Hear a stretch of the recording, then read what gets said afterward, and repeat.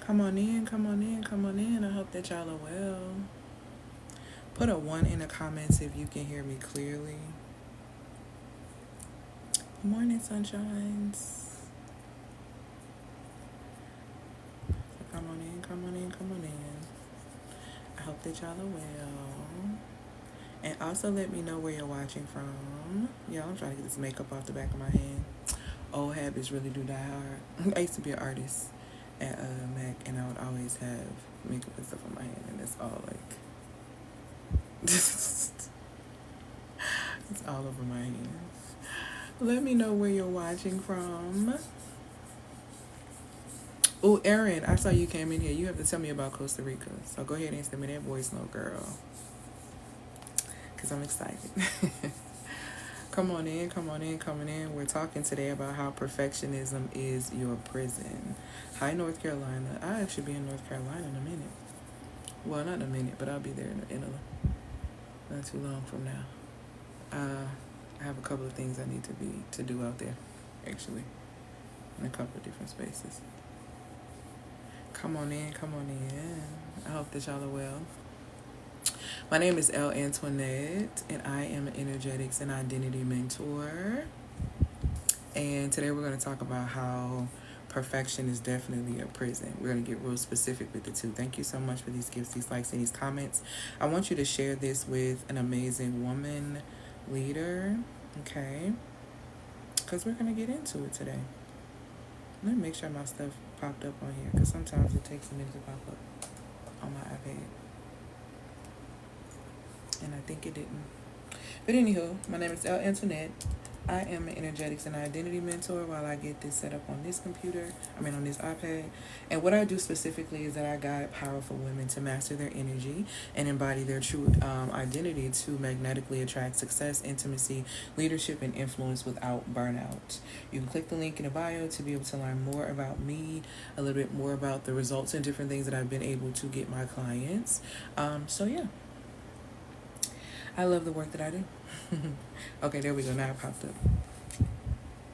So, today's title, hi, Lovey. Thank you. Thank you so much. So what we're talking about is when perfection becomes prison, the hidden cost of strategy first success. Okay? So that's the full title. Hey, Lovey. Come on in, come on in, come on in. And then I'm going to share this with another amazing woman leader. And then I'm going to talk about who this live is for and who this live is not for. Because I don't want nobody to be confused. Okay? I don't want nobody to stick around and this ain't for you.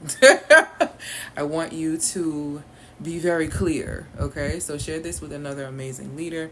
Like I said, my name is Elle Antoinette. If it's your first time joining me, I play with my hair a lot, especially in the beginning. So you'll, hey, my love. And so like I said, I support my amazing clients who are powerful women by guiding them to master their energy, embody their true identity, to magnetically attract success, intimacy, leadership, and influence. The women who've come to work with me get one of 3 results, or they get all 3 results. They come to work with me and they end up making more money. Okay, they come to work with me and they end up getting healthier. They come to work with me and they end up mastering their emotions, so they start attracting better friendships, better partners, all that great stuff. So yeah, thank you so much, love. So yes, I'm super, super excited to talk about today about how when your perfectionism becomes a prison. Okay, a lot of women are operating in this space that is this whole trying to be perfect, trying to do this, trying to do that, and in reality, that's not real and it doesn't work. Perfection isn't sustainable, which is why you cannot continue to be in that space. It eventually is going to put you in a prison. You're going to start wearing a mask. Okay? Thank you so much. I'm so glad you're here. Okay? So for all offers and everything that you can ways to work with me and all that great stuff, you can click the link in the bio to be able to get more information on that. I'll go over a little bit of that towards the end a bit, but I want to talk about who this live is for and who this live is not for, just in case y'all want to leave or go get a friend. I want y'all to be in the right space. Okay, thank you so much for these gifts and these likes. So this is not for, you start who it is not for first, so just in case you want to make an exit. Number 1, this is not for the woman who wants another how-to content strategy. This is not that. This is not for the woman that believes that branding is more important than embodiment. That looks like a woman putting on instead of actually being.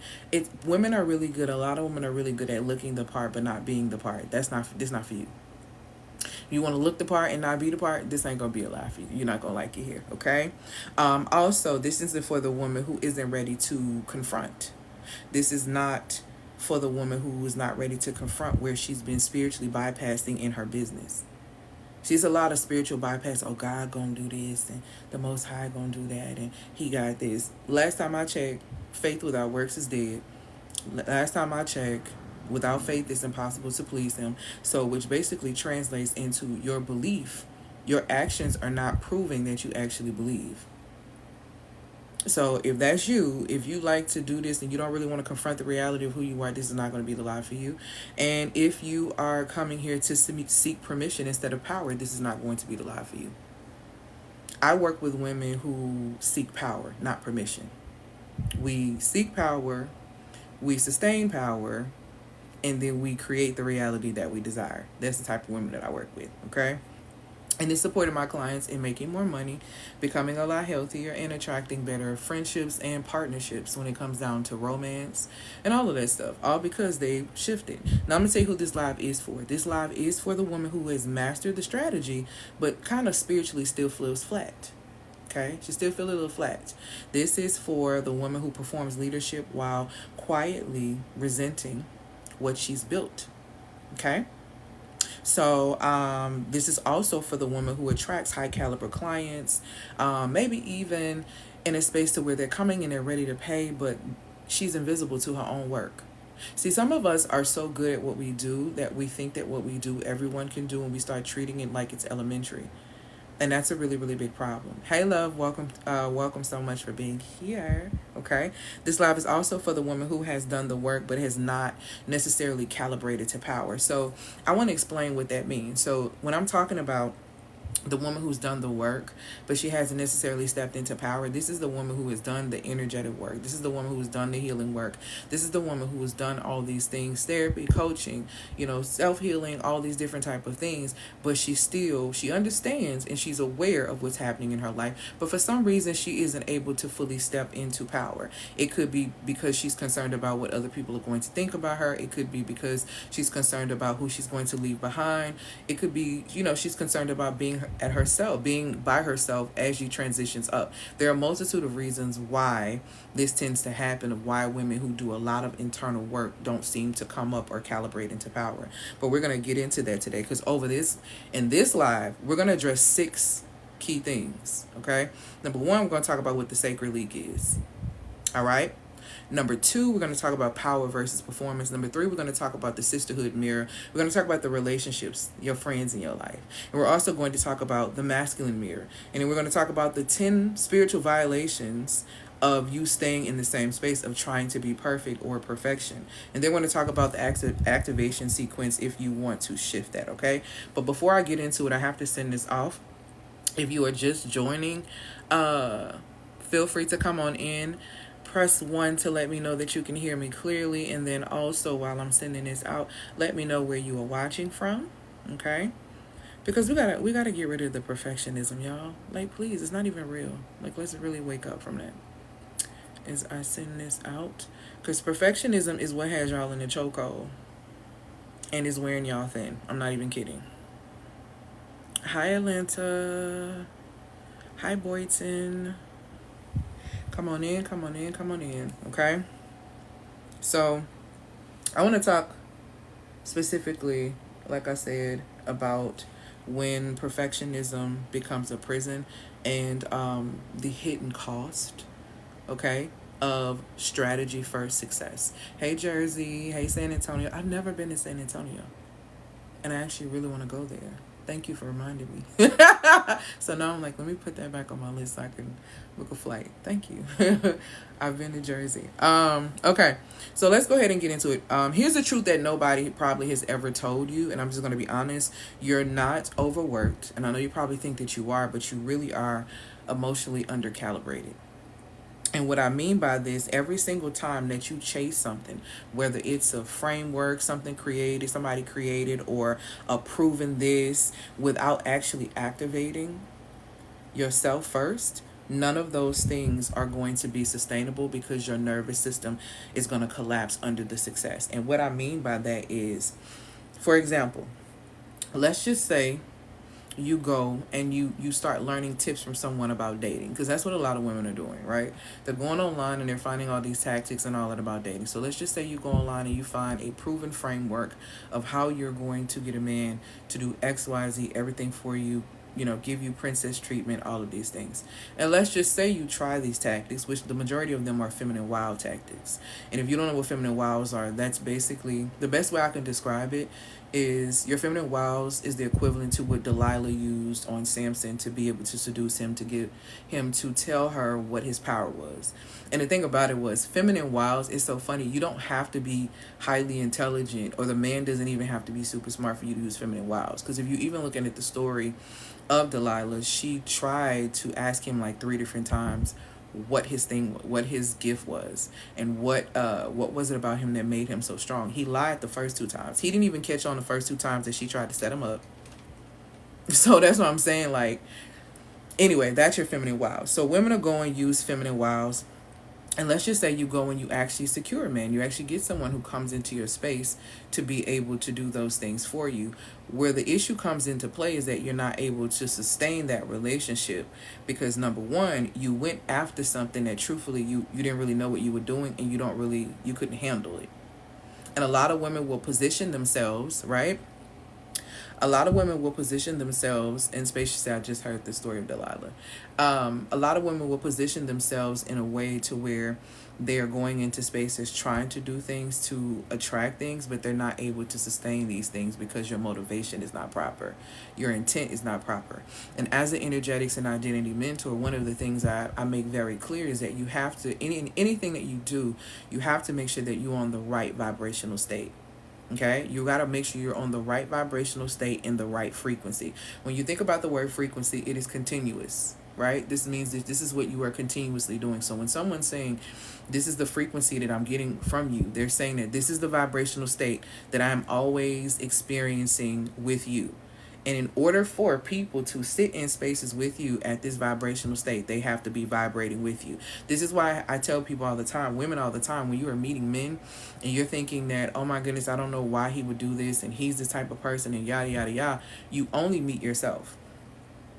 If you're sitting on the frequency of love in the form of anxious attachment style, you're not sitting on the frequency of fear, which is where your anxious attachment style is, you're not meeting anybody up here love. There is no love in fear. So if you have anxious attachment style, and this is coming from someone who had anxious attachment style, right? Where I'm now very secure. If you have anxious attachment style and you have hopes for love, it's very impossible due to the frequency that you sit on. And I'm just being honest. And a lot of people don't really want to hear that. They don't want to tell that truth to you, but that's the truth. So they are making a lot of money. Thank you, my love, for these gifts and likes, playing on y'all top with this whole attachment style thing. I'm just being honest. And the crazy part is women have come to work with me. Thank you, my love, for these gifts, these likes, and these comments. Women have come to work with me and have gotten the magnetic wealth blueprint and have healed their attachment styles. Because the reality of the situation is nothing but an attachment. And when you realize that you're not supposed to be attached to anything of this world, and you shift that and you understand where these things come from, then you can actually get out of that. But they're making a lot of money, and they're really playing on your top with these attachment styles. Truthfully, I'm just being so honest with you. They're trying to tell you, oh, if you're an anxious attachment, this is how you deal with an avoidant attachment. Y'all are the same people. Like, that's the part that, like, they're not telling you the truth. Y'all are the same people. It's just it's one coin, 2 sides. It's one coin, 2 sides. The issue is attachment. You are not to be attached to anything of this world. And the reason why you have these attachments is due to your programming of your mind and the training of your nervous system. So they out here telling y'all are really far. And I didn't even think I was going to get into all this, but I'm just going to give it to you. because it gives you this false perception of reality and what this is. You are out here saying, they're telling you as an anxious attachment how to deal with an avoidant attachment, how to deal with a disorganized attachment, how to deal with this, how to deal with that, when in reality you need to deal with your fear. That's the bottom line of it all. Everything, all those attachments that you have are rooted in fear. So while you are out here spending your time, your hours, your precious hours, you could be clocking a check, you could be using social media to make money, but you are online searching how to literally connect with somebody, and y'all both have the same issue, which is fear. Until you face your fear and deal with yourself, you're not ready to vibrate to the frequency of love, which is why you don't experience a frequency of love. And these are the things that I teach as an energetics and identity mentor. When your energetics are wrong, your identity is off. That's why my work is so important. When you have your energy rooted in attachment, your identity becomes your anxious attack. That's why y'all will comfortably say, even though you know I am is a command. I am is literally how you identify yourself. This is why a lot of you will open your mouth and say things like, I am anxiously attached. I am avoidant attached. I am this. You are assigning yourself an identity based on the fact that your energy is attached to fear. See, and when you undo these things, you shift your identity. You come into the fullness of who you truly are. This is another thing when we're talking about today, why perfectionism becomes your prison. The energetics around perfectionism is keeping up an image, a perception. Okay? So when you're trying to keep up a perception or a certain view of yourself, you are automatically going to alter your authentic identity.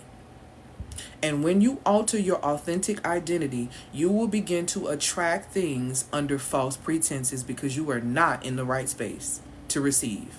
So though you may obtain something, money, a relationship, I don't know, you may lose weight, but this is exactly why you go right back to where you are, not having no money, out of that relationship and them cycles, and gaining that weight right back. Why? Because your energetics weren't right from the beginning. You were trying to lose weight based on, oh, let me lose weight so I can get ready for this reunion, instead of let me shift my life and value myself so that my life shifts and changes. Your identity is rooted to the energy that's connected to you. And if you're not grounded in your energy, if you're not clear about who you are, the things that you are going to attract, you will not be able to sustain. Point blank, period, the end. The perception of perfectionism has y'all in a chokehold, has you wearing a mask, has you not being yourself, has you living a false identity, and you are wondering why you are not attracting the things you want, because you're being fake. You're being fake. I don't know who told y'all y'all have to put on this perception for people to be able to really, really like invest in you and do this. People are tired of, you know why people are not excited about seeing people go on vacation and, oh, I got 6 figures and oh, I'm gonna do that. People are tired of seeing lifestyle marketing. People want to see and hear how you're gonna shift and change their lives. They're not falling for the aesthetics. They're looking for energetics. And the thing about it is, money lie, men lie, women lie, numbers can be crunched, data can be skewed, but energy never lies, and your energy will always tell on you. This is the thing that you better always remember. Y'all are not, and the thing about it is, y'all are out here trying to use, thank you for these followers, so y'all are trying to use tips from women who are telling you how to get money from men and how to do this and how to do that, when in the reality, you're not an energetic match to even receive somebody who would be a provider, because you don't provide for yourself. And what I mean by you don't provide for yourself, because you pay your own bills. You pay your own bills, but you don't truly provide for yourself. You don't truly protect yourself. You have no boundaries, no protection, but you claiming nobody want to protect you. You not providing the things that are necessary for you to achieve the things that you need to achieve. So you want to put somebody else in their position. That's not the way this works. in order for you, and I have a video where I talked about this on YouTube, in order for you to attract protection and provision, one has to be a walking example of that. Thank you, my love, for these gifts. People need to understand authenticity is, listen to me, you have to know your authenticity is what's going to get you in rooms. Your character is what's going to keep you in rooms. If you look at anyone who even has any form of high level remote success, right? Their authenticity, their originality, their difference, the difference between them and the breath of fresh air that they brought to the table is what positioned them to get in those rooms. But it is your character that's going to either keep you in the room or kick you out. And guess what? Pressure reveals character. And life, we are living a life that you cannot avoid pressure, because at some point you're going to be in a pressure cooker several times in this life. And being in that pressure cooker is going to reveal the truth of who you are. And the truth of who you are is your fruit. You will know them by their fruit. You will know them by their fruit. So this whole perfectionism thing, the energy that it's in, it's a mask. And it really needs to shift. Hi, lovey. So let's go ahead and get straight into it, okay? I've watched women shift from clients ghosting them, men ghosting them, people ghosting them in the area of support, to literally getting the support, the money, the friendships, the masculine energy partnership that they desire, simply by changing their energetics, changing their frequency. Whatever, I want you, and I'm going to give you this as a gift. I want you to go and look up on Google, type in the power versus force emotional vibrational scale. And I want you to look at that emotional vibrational scale. And I want you to look at all of the emotions on there. And I want you to be honest about the line that you sit on the majority of the time in your life. Are you sitting on the frequency of fear? I need you to see how far that is from love. Are you sitting on the frequency of guilt? I want you to see how far joy is from that. Because here's the reality. If you don't shift your vibrational state, if you don't have the courage, which is also a vibrational state on that scale, if you don't step up into the energy at least of courage, you will not experience the love that you want. You will not get the type of money that you want. You will not have the type of joy that you want. You will suffer. And the things that I'm saying that's sitting at the top of that vibrational scale, those things are spiritual fruits. Love, peace, joy. It's not a coincidence that these things sit at the top. You can't have love, peace, and joy when you are acting perfect, when you are being fake, when you are trying to attract under false pretenses. Period. I like how high acceptance is, because absolutely. Because the reality of this, and this is why I tell women all the time too, a lot of y'all are fake with this self-care. Y'all ain't practicing self-care for real. Y'all are so phony. A lot of women are very phony with themselves. And then you try to figure out why you keep meeting characters and actors when it comes down to men. You are not practicing self-care when you just go and get your nails done. A lot of you are very self-aware, but you lack the very key thing, which is soul awareness. Having awareness of self and not activating what's necessary in the soul is pointless. It's like having knowledge but doing absolutely nothing with it. Absolutely nothing with it. A lot of women are not practicing self-care because you're missing the first 3 steps that come before that in order to truly care for yourself. And I have a formula for self-love and self-respect, but I'm not even going to get into all of that right now. I'm just going to give you this smidget about self-care, where I'm trying to show you a lot of y'all not doing nothing. Thank you, my love, for these gifts and these likes and these comments. When it comes down to self-care, there are 3 key things before that activates care within an individual, right? Number 1 is awareness. And what I'm telling you, you slick could know if a man really care about you too, if you listen to what I'm telling you. But I ain't talking about men, I'm talking about you. Stay focused, because I know when you start talking about men, you be like, apply it to yourself, digest it for yourself, and then assess it about them. Okay. Number 1, self-awareness. You cannot care for something that you have no knowledge about. So if there is no investment in getting to know you, becoming aware of self and what self needs, then care, it cannot be implemented. So if there is no, I hope you hear what I'm saying. If there is no investment in trying to get awareness or gain awareness around self, there's no care that can be activated. If you ain't aware of self, ain't nobody else going to be aware of self. Because you already setting the tone that you don't care about self. That's number one. The second element of self, before you even get into self-care, is this: self-compassion. Because here's the truth.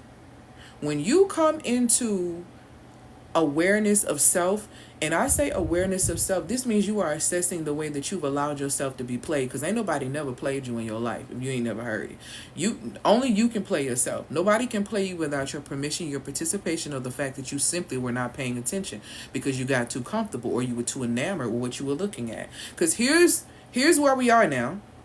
When you become aware of the things that you've allowed yourself to experience, when you lacked value, you begin to have compassion. You have to have compassion for yourself, for what you allowed yourself to experience when you didn't know how valuable you are.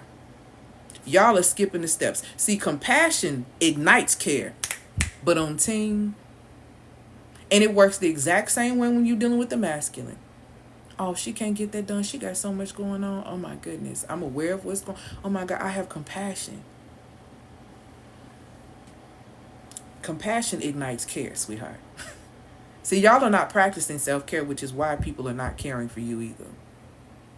You're not an energetic match for human care because you don't care for your own self. There's no self-care. So to have the expectations that humans are to care for you or care about you when you don't care about yourself is crazy work. And it's not it, guys. Okay? Thank you, my love, for these gifts and these likes. So we have compassion, self-compassion. So we got self-awareness now. We done found out and figured out all the stuff about ourselves. And I'm like, oh, girl, I was not that great to you. Good evening and good night. I'm sorry I didn't know who I was. Okay? So then we go into compassion. You're having compassion for yourself. You're not beating yourself up. This supports you in not feeling guilty. See, because a lot of y'all will go and beg the Most High to forgive you for something and then turn around and be like, oh my God, you still bringing it up. I swear that thing said it was thrown in the sea of forgetfulness. Y'all okay? You can't even swim. See, half of y'all can't even swim, but you finna jump in the ocean of forgetfulness and go get supposedly something that you gave to the Most High. Don't get on my nerves. What are we doing right now? And we do this because we don't have any compassion for ourselves. You start doing this guilt thing. But the guilt thing is coming from the perception of you being a disappointment to your family, you being a disappointment to the image that you were supposed to be, all of these things. But that is where the self-compassion comes in. So you have self-awareness, you have self-compassion, and then guess what? We have self-acceptance. See, once you then got to the point where you were like, okay, I'm deserving of this, I'm having compassion on myself, now I'm accepting my reality. I did let that man play with me. I knew exactly that he was a fool. I knew exactly I should have checked out in 2 months, and he got 2 years out of me. This is what we finna pay attention to right now, so I don't repeat another 2 years. I'm not about to beat myself up about the fact that I did these hot 2 years. It should have been 2 months. What do I need to assess to make sure I'm not in this scenario ever again? Because I what? Care about myself, which is the fourth step. See, that's how you activate care. Y'all ain't practicing self-care, sweetheart. Pick somebody else to play with. First of all, you're not self-aware. You don't practice self-compassion. You don't fully accept yourself. Therefore, you cannot practice self-care. This is steps to this. That's why y'all going to the nail shop and saying, I'm practicing self-care. You're not aware of what you need. See, your friend that got 5 children, that's stair step 2, 4, 6, 8, 10. She need to go to the nail shop because everybody calling her mama every 10 seconds. See, somebody always pulling on her. Somebody always leaning on her. So the self-care is not in getting the nails done. The self-care is in the fact that I get to sit here and be myself. I'm not mama. I'm not wife. I'm not sister. I'm not friend. Nobody calling me. It's not nothing. I get quiet time to just be me. That is why it's different for her versus it for you. You single with no girl, you going home every day. You going to get your nails done is not. Get back on the topic, Gail. Get back. Let me go back. Because y'all about to take me too far. But that's what I'm saying. That's what I'm saying. You're not taking care of yourself. You're not an energetic match for somebody to take care of you if you don't practice self-care. And you cannot practice self-care if you are not self-aware, if you do not have self-compassion, if you do not practice radical self-acceptance. This means we take the light and the dark. See, y'all like to just take the good parts of who you are and play that up. See, that's that perfection. You want to play up that you a good girl. You want to play up that you a good Christian. You want to play up all of this. No. They have to stop having all those kids. I'm not here to tell people not to have children. We are called to be fruitful and multiply. And if you are called in the space of motherhood where your fruitfulness looks like children, I'm not here to tell you whether or not you should or should not be having children. You need to be checking in what's in alignment with you. But I love seeing full families who know what to do, who have the resources in the community to build and continue to flourish. I love seeing that. It ain't necessarily my ministry, but I'm not knocking it. So the thing is, again, self-care can only be implemented through self-awareness first, self-compassion, radical self-acceptance, and then self-care. Because see, when you start, because here's the truth, y'all. When you start really practicing self-care, you don't care about nobody else. When it comes down to your self-care and the things you need for yourself, you don't care about when anyone else feels about it. You don't care that other people have a problem with it because you have radical acceptance. You have accepted the fact that you need to do this work. You have accepted the fact that the things that have gone on previously no longer work for you. You have accepted the fact that you are top priority. Self-care, true self-care is you ain't caring about what nobody else think about you prioritizing yourself. That's why a lot of you struggle to really take care of yourself. But let's go ahead and get into it. A lot of women, even when we're talking about success and all these things, I have to tell women all the time, you're not afraid of failure. A lot of women think that they're afraid of failure. And I used to think that too. I used to hold myself back, right? When I first started in business, I could have hit my first 6 figures earlier in business had I not held myself back out of fear. I had this fear because when I was growing up, I used to always lose my keys. Like every time I would always lose my keys. So much so my mama hated giving me a house key, right? And my mother would always be like, you're so irresponsible. You're just being irresponsible. Da, da, da, da. Right? So in my mind, and though I know she was trying to be like, you need to be more responsible, da da da. But in my mind, for years, what I heard was, you're not responsible. So when somebody, and this is real, when somebody approached me and said, hey, I think you would be great for a TED Talk, I hid because I was like, I'm going to fail because I'm not responsible enough. I don't think I can handle all this because I can't even keep up with my keys. I'm not responsible enough.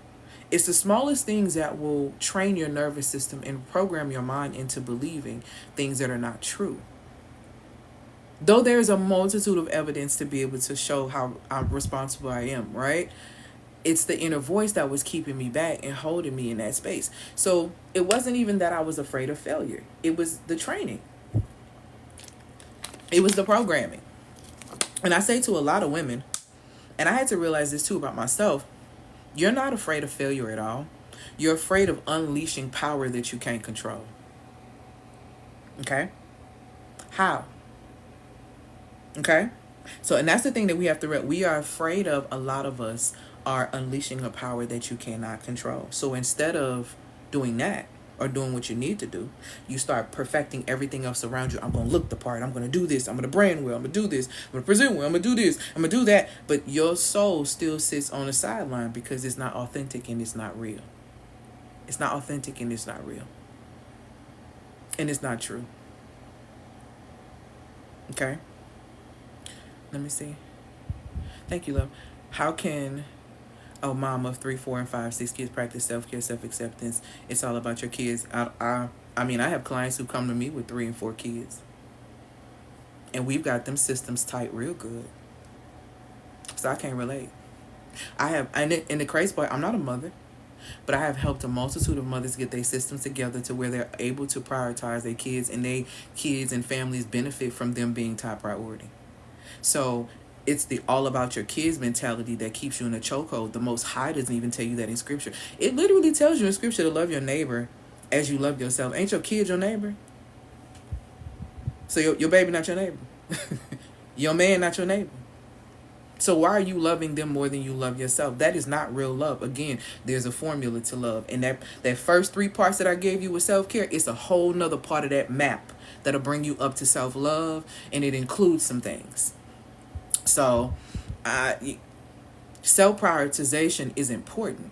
You are here to fuel the woman who fills the roles. You're not here to fill the roles and fuel other people. You have that. A lot of people have that very confused. And it causes harm. It causes harm to your body. It makes you sick. It does a whole bunch of things. All because you're trying to prioritize everyone else but yourself. It's a very dangerous thing to do. Okay? So let's get into this when I want us to really, really pay attention to this. A lot of women will do things like, how can I say this? Because I want to say this in the best way. A lot of women brand well. I'm going to be honest. And when I say brand well, number one, you need to understand that you are a walking brand, whether you are in business or not. It literally tells you in scripture that your body is a temple. You are literally a walking messenger. Everything about you sends a message, from the way that your energy hits, from the way that you look. Everything sends a message before you even open your mouth. And a lot of women really don't realize that. I can't tell you how many times I walk into rooms and I see beautiful women, okay? Beautiful women who may be standing there in the most amazing, most recent, fashion, all this stuff. Baby, you got all this on. You got all this on, the Gucci suit on, but mud is on your crown. To look the part, but for your crown to be muddy is crazy. And to think that we don't see your crown is even crazier. It's even crazier. That's the thing. It's even crazier. 80% of the women high earning women that I have coached have strategy fatigue. They're tired of being on. They've done everything to try to be on. And then they realize being on hasn't served them because they're breaking down behind closed doors. A lot of them. A lot of women don't understand this fact either.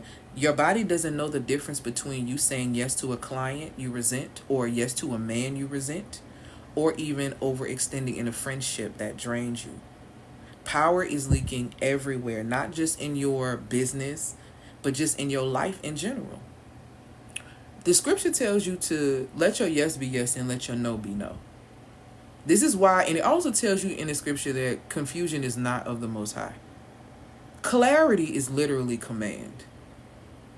You're not even supposed to be in a confusing situation. The minute you get confused about something, you should have questions. You should be pausing and you should have questions. Because confusion is not of the Most High. So you need to be very clear on your yes and very clear on your no, especially right now and what's happening in this world. All this confusion. I saw this video earlier of this boomer, and he was older, and baby, he was cussing everybody out on the app. Do you hear me? I felt like he was cussing me out. But he basically was saying that we don't listen, right?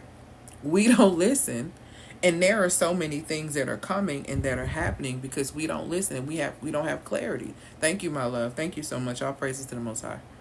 I don't think we realize that we're too busy trying to put on and look the part that you are really missing significantly what it is that you need to be paying attention to. Thank you, my love, for these gifts, these likes, and these comments. You need clarity in this season. That's the only way you're going to be able to move the way you need to move. Hey, my lovey. Everyone has been asking me, with everything happening with the big spill, I don't want to say what it is. I don't want to get banned. That got passed or whatever last week. What should I be doing? What should I be doing? Number one, you need to make sure you can hear. See, a lot of your spiritual ears are clogged and your spiritual eyes are covered. And you really need to uncover them before it is snatched, for the veil is snatched from you and you don't know what to do. You need to be able to hear what your next move needs to be. And you need to stop putting all your trust. Okay, I can't say that. Stop putting your trust in these systems. Start being systematic about how you move. You need to be strategic. The feminine is strategic. You realize it takes strategy to get the type of things that you desire and the things that you want. These people are surprised, but you literally told us these things were coming, and I did. Thank you, Renata, because you knew. Renata been with me since 2022. I've been telling folks this since 2020. I've been telling people since 2022 what's been going on. I promise I have. And now here we are. Everybody thought it was a joke. Everybody thought it was a game. You don't have time for your energy to be everywhere. Me too. I took one of your first courses. Thank you, my love. You don't have time for that. You don't have time to not know who's in your community. You don't have time to be clear. Let me tell y'all something, and I'm going to say this. I don't know who this for. Well, that little situationship that you in, they have you all confused and all over the place. You better get out of that. Or it's going to rock you so tough, you're going to have to crawl your way out. We are in a savage season. Do you understand that? Your soul is up for grabs. Your energy is up for grabs. And because you don't understand the value of your feminine energy, you don't realize the power of your presence. You don't realize the power of your you don't realize these things that come with you. And that man is going to siphon everything that you have from you and leave you for dry. We are in savage season. I told y'all from the beginning, get them vultures out your camp. I told y'all that in January, that the word of the year was going to be community. You need to be building community online and offline. You need to be wise. I told you need to elevate your skill set so you can come into community and have something to add. Because let me tell you the real of the real. If you don't have community and you don't have money in the era that we going in, you're cooked. I'm not even kidding. You're cooked. You need one or the other. Really, you need both. But whatever your strength is, you better pull in the other one. If your strength is going to get the money, you better go get the money. And connecting community while you're getting the money. If the strength is building community, you better build community and figure out who the one that know how to get the money. Because there's always one. It should be. I don't know how y'all picking them. But this ain't the time for you to just be going, oh, I'm just hanging out with her. She cool. What do she... See, y'all need to be asking about what do your friends bring to the table? What do the people in your life, how do they add value? If you can't answer that question, if you write down all of the people in your life and you can't, you're in trouble. You're cooked. And I'm not even kidding around. This is not the time for you to be confused about the people that's around you. If you are confused, that's your clarity. Huh? If you are confused, that is your clarity right there. How is that clarity up? Because the Most High said that the Most High is not a God of confusion. And if you claim to worship the Most High and you are confused in the scenario that you are in, better start figuring out if the Most High is in there. I doubt it, though. The Most High is not a God of confusion. So why would the Most High be in confusion? Oh, this is not of the Most High. Which means, oh, this is not in alignment with me. This is not for my good. See, that's what y'all be missing. This is not for my good. But no, you got to get dragged down in the mud. You got to get dragged down in the mud before you realize that's what it is. A lot of women, when I speak about power leaking everywhere, you saying yes to a client that drains you or overextending for a friendship or a man specifically, and your power just leaking everywhere. A lot of you are rescheduling your dreams by doing that. Y'all know that, right? Thank you, my love. You know that every yes in a scenario where you need to say no, you are postponing and delaying and rescheduling your dreams. You are. Every single time. That's what you're doing. And then the crazy part about this, let me really tell you something real about it. Not only are you rescheduling your dreams. Thank you, my love. Hey, lovey. Thank you for the comments and the likes, y'all. I truly, truly appreciate them and the gifts. While you're rescheduling your dreams, you're actually doing it around somebody else's availability. Let this sink for a second. You're rescheduling your dreams around somebody else's availability. Not funny, haha. Funny, weird. Funny, weird. Funny weird. You're wanting the love of your life.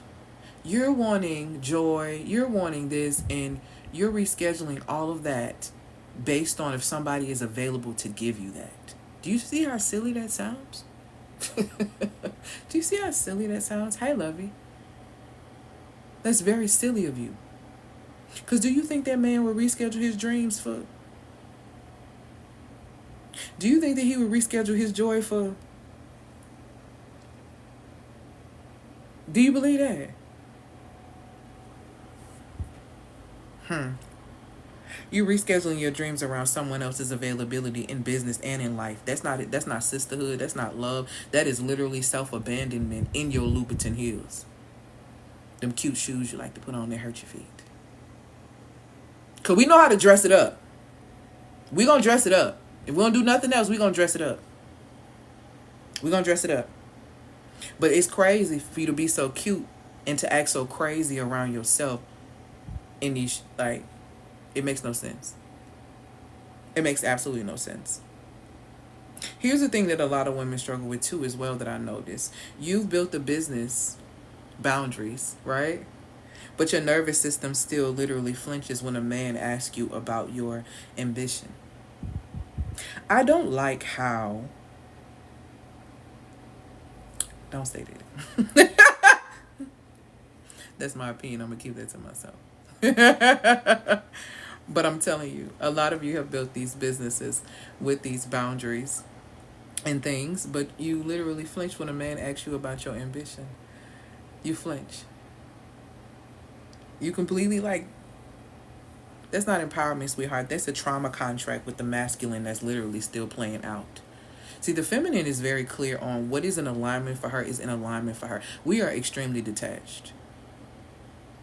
This is why that whole, if you don't do it, somebody else will never gets me. Sweetheart, I know somebody going, it's always going to be somebody, it's always going to be a woman who's going to perform in the circus.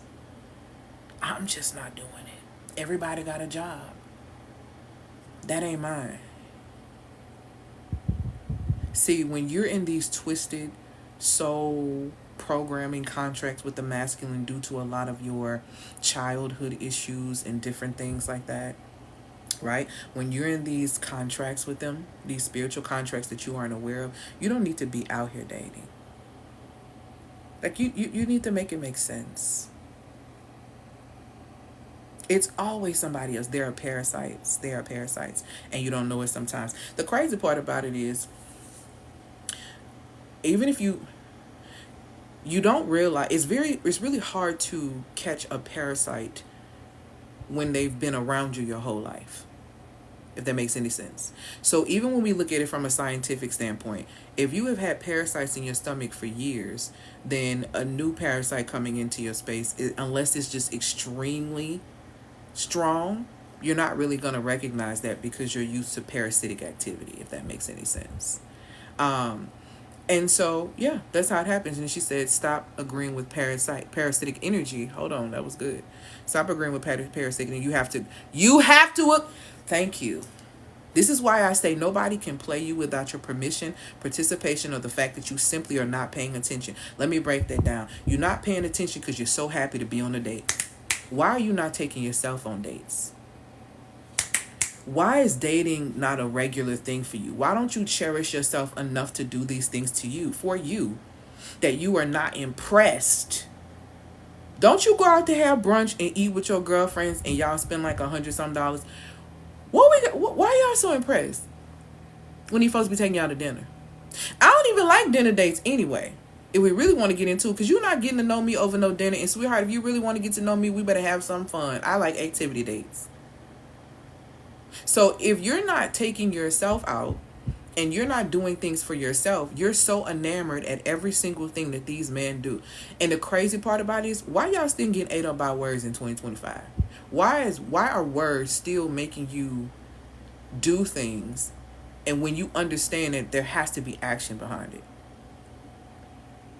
Why in 2025 you will sit on TikTok and know that words are spells? Do y'all even know how men got into the whole romantic thing?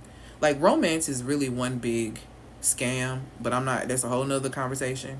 But do you understand why men got into the whole speaking? There was this man, I forgot his name, but he was absolutely not attractive, apparently. He was like completely not attractive. Like nobody wanted him for real, for real. This was like a long time ago. And what happened was he started to study women. And what he realized is if he could become an amazing, how can I say this? A wordsmith. And he knew how to use his words, that he could romanticize and he could seduce women with words. How you let somebody use what's in you on you? That is what's crazy to me.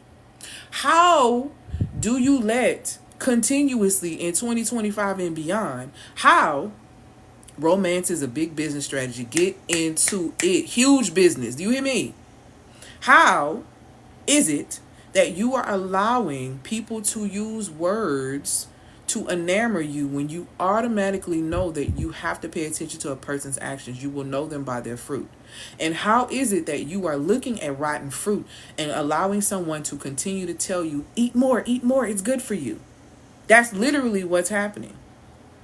This happens when there is no standard for self. When you don't know what healthy fruit looks like because you don't feed yourself healthy fruit, you'll accept rotten fruit and be happy about accepting rotten fruit.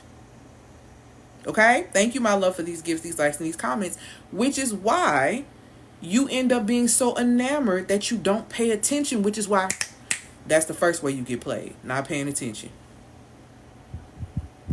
The second way you are getting played, because like the young lady said, there is no way for parasitic energy to come into your space unless you agree with it. There has to be some form of agreement, even down to the things that you eat. Because how they get in your body? I'm just saying. So you have to come into agreement with that. The second way that you come into agreement with parasitic energy is you give permission to it. My dad taught me to treat myself well so I wouldn't be easily impressed with a man. Period.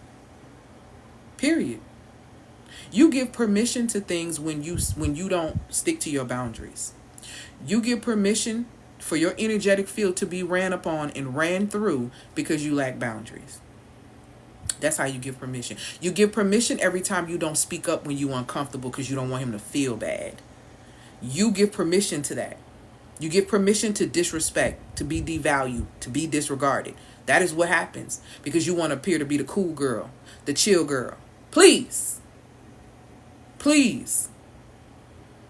Literally. She said, well, Sunday's Miss, we invited that foolery in. Listen. We do. You give permission to that. It's the same thing. Oh, I can't control the way I feel. Yes, you can. You've given permission in your gates. I'm sorry. You want to talk about them gates again? Let's talk about these gates. Let's talk about these gates. Let's talk about that gate. You gave permission to that. See, when you give permission to something, you don't get to tell it how it acts once you let it in. That's the thing you missing. See, once you let something in, you don't get to tell it, oh, you can't go here, you can't go there, you can't do this. When you open the doors wide open, sweetheart, nobody can play you without you're not paying attention. You give permission. The third way that you give access or come into agreement with parasitic energy, whether it's in the form of the masculine, whether it's the form of feminine, whether it's the form of anything, is you have to participate in the experience. See, here's the thing. Maybe you weren't paying attention. Maybe you didn't. Maybe you were paying attention. Maybe you didn't give permission. But when you didn't exit the premises, baby, you become a willing participant. See, this is why in a lot of scenarios, there are not a lot of victims.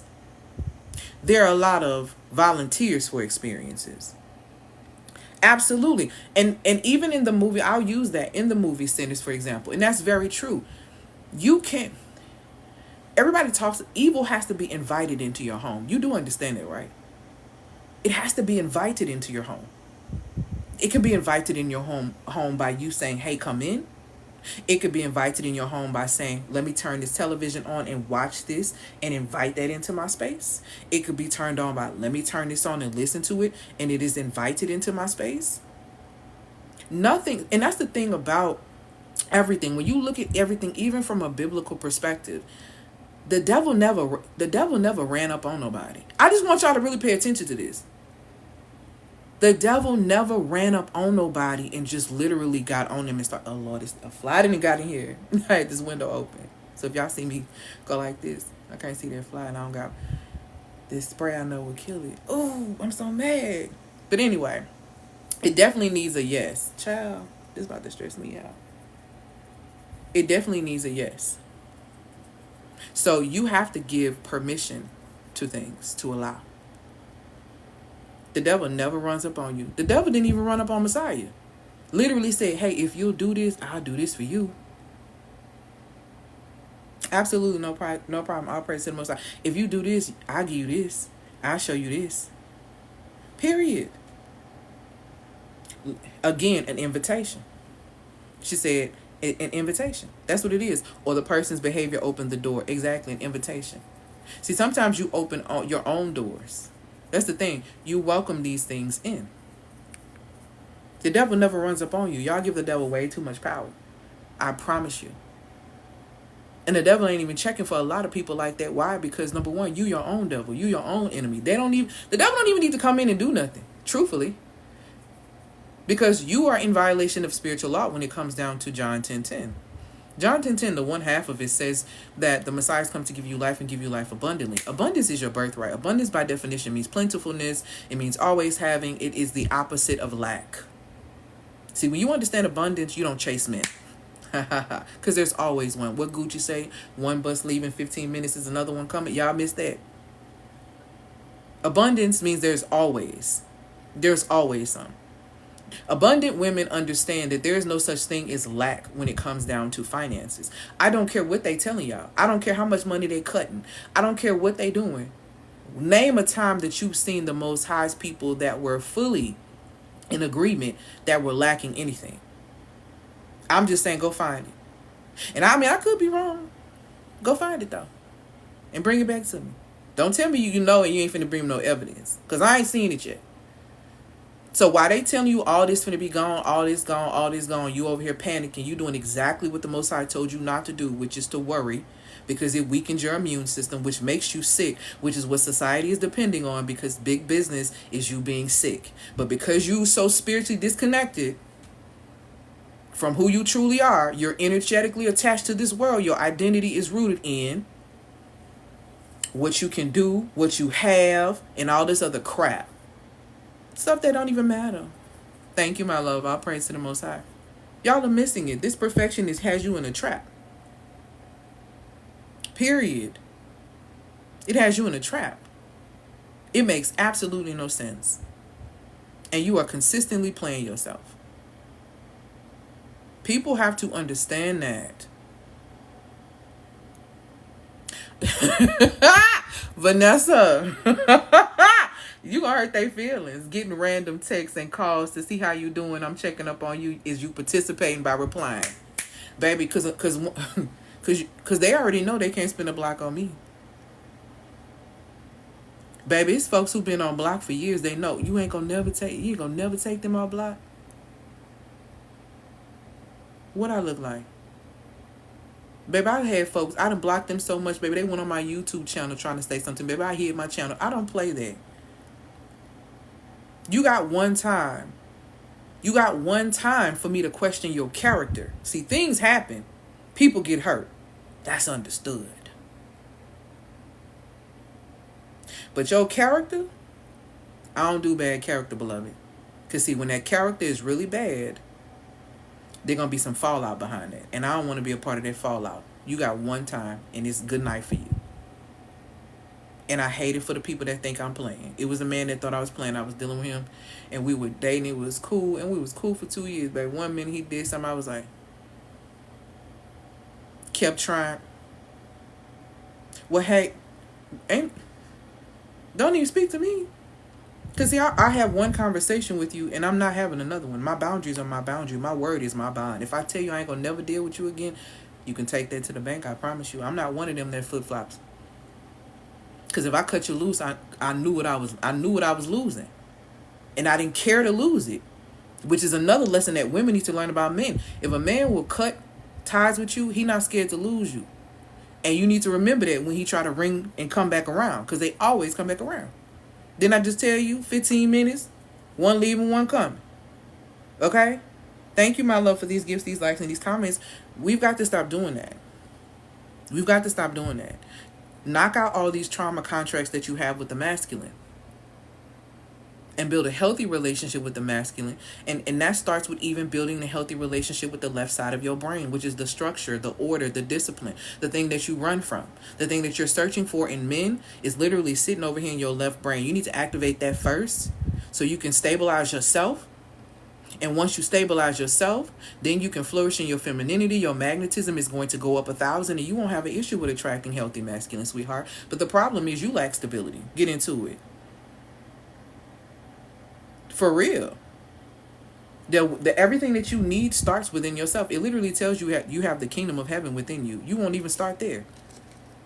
You're looking for somebody else to polish you up. It's not making no sense.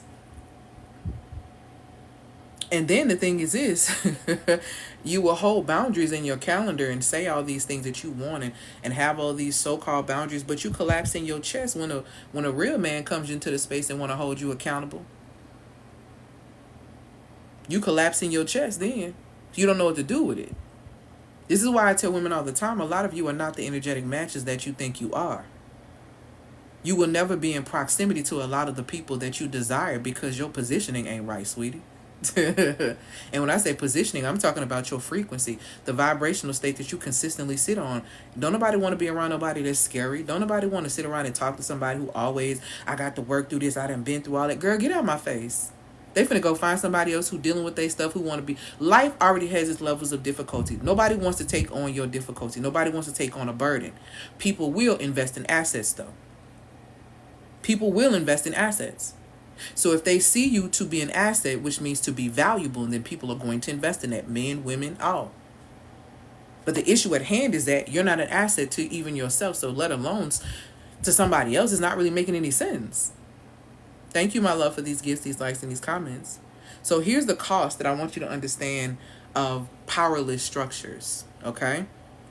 Number one, strategy first, scaling or building or trying to do something based on a perception, it actually helps you bypass power. If you want to be powerful, you're going to have to stop performing. Stop all that code switching. Stop all that people pleasing. Stop all that looking for people that external validation. You're going to have to cut all of that.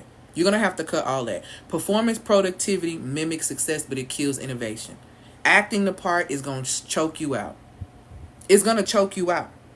It is going to choke you out. Point blank, period, the end. If your friendships, because let's talk about it. If your friendships or your love life require you to shrink to keep the connection, you've built nervous system enmeshment, not intimacy. You don't have intimacy going on over there. What you have is nervous system enmeshment. And guess what? That is the same pattern that you are using to build in your business. And you think your business is going to sustain while they're building robots out here and all that. And you can't even stabilize yourself and get yourself together. Because you're too busy trying to trauma bond. Okay, girl. I have literally, let me tell y'all the truth. I have had women, and I've had women that come to work with me who have dropped men off who have been draining them for life. And then as soon as they get done dropping it off, all of a sudden they making more money. All of a sudden they start attracting everything that they want. They didn't realize that they was holding on to something so tight that they could not receive. I had a client as well. Soon as she got and divorced her dude. Soon as she divorced her dude, baby, she hit 6 figures. She hit 6 figures.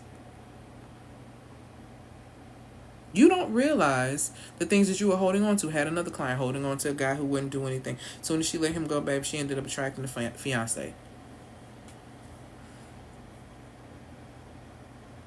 I just said that you literally, what did I say earlier? Because I'm going to have to go back.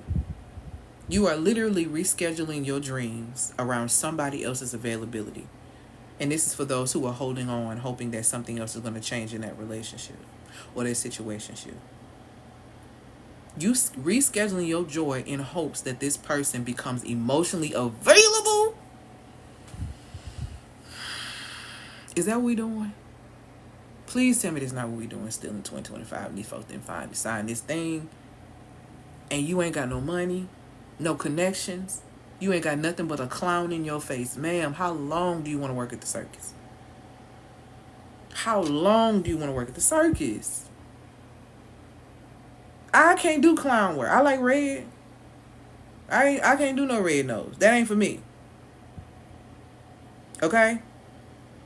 It just, I don't know. It don't suit me. The clown suit neither. It just ain't gonna work out.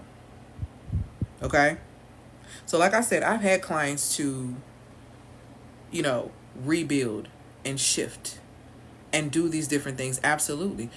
There are two types of people coming into your life. I talk about this all the time. People who are a part of your destiny and people who are distractions. You need to be able to discern what that is. If you struggle with discernment, you really need to get one of my courses. You probably need to get the Magnetic Wealth Blueprint. I'm not even kidding around.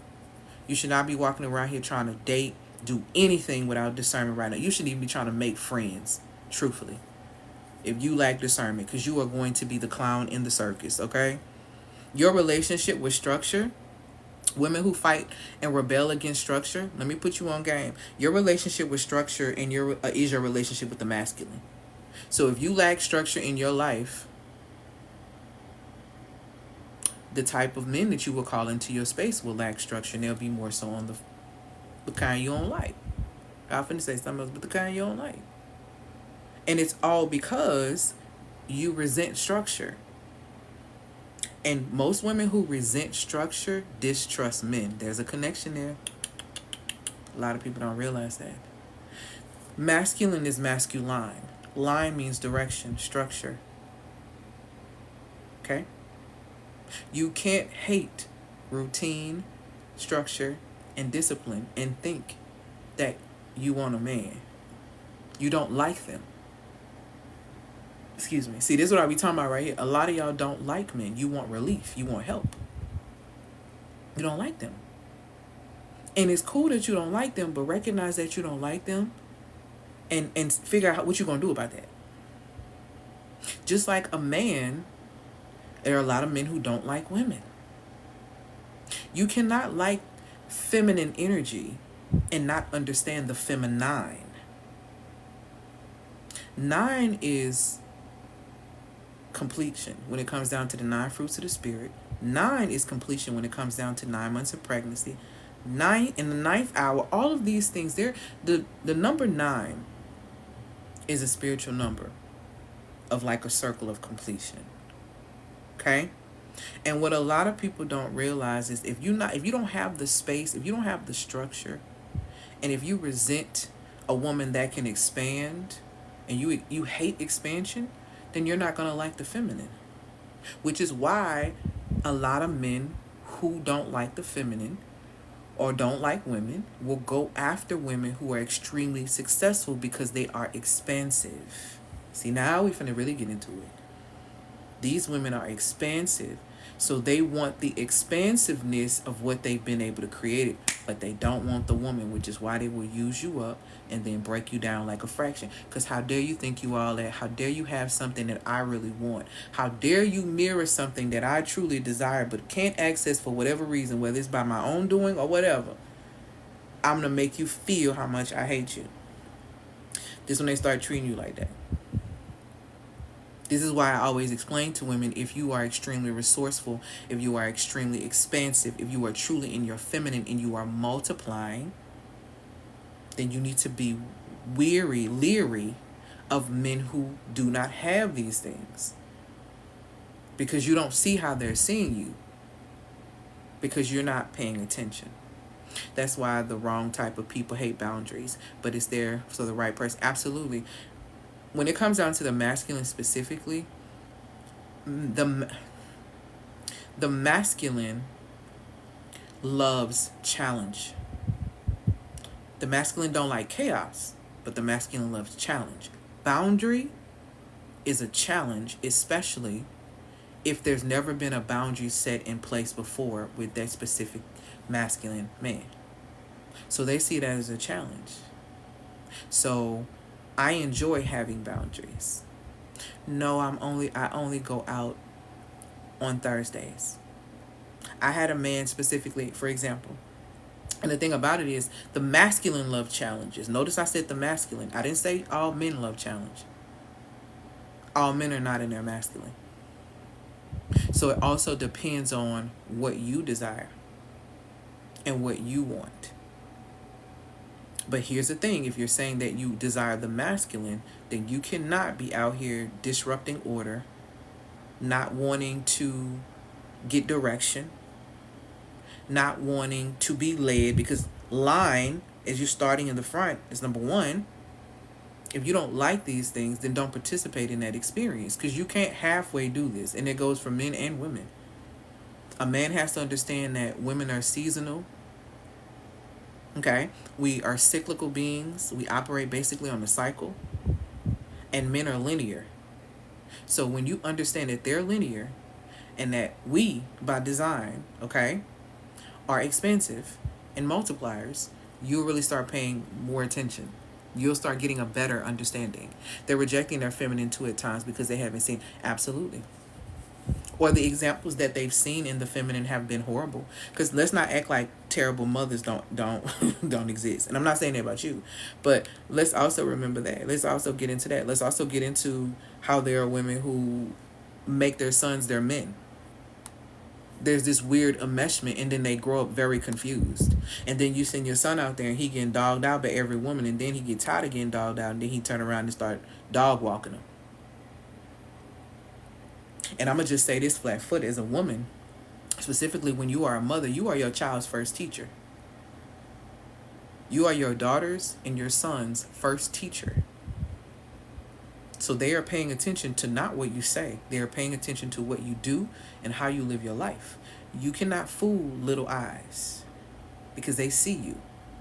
And this is why I always think it's so funny when mothers have multiple children and the oldest child tends to have a very different relationship with the mother than maybe the youngest child. And I have to explain because, some of them be like, well, I don't know that. Hold tight. Your oldest child is the one who know you for real. Hold tight. Your oldest child is the one who knows you for real, because that is the one that you had to experience really growing up with, because having a child, no matter how old you are, is going to grow you up. So they get front row seats to you growing up, and they get to experience you growing up and the ramifications of you growing up. So hold tight, because your oldest child is the one who sees you. That is the one who truly, fully sees you. Them eyes ain't missing nothing. We got to start being honest now. We have to start being honest. So this is why they be looking at you crazy when you trying to proceed or play that you one way, and then they get home and you a completely different way. This is how a lot of millennials even learned how to live double lives growing up in the church, because here we are going here. We're portraying this here. This don't embarrass me here. This you better not tell what goes on in my house here. And then when we get home, you're completely different.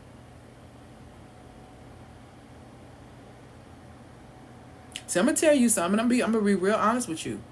And there's a huge difference between having a very strict parent and having a parent that didn't handle things properly. Because I'm going to tell you something too. I'm not big on, people. I see a lot of people as they age, and parents, I get to see how your child treats you when you age says something. My mother I grew up under a mother who was very strict. She was overbearing strict. She ain't play, right? But in that, my mother's heart was always devoted to her children. And I'm the oldest. My mother's heart was always for the betterment of her children. I watched my mother sacrifice her life and by being devoted to her children.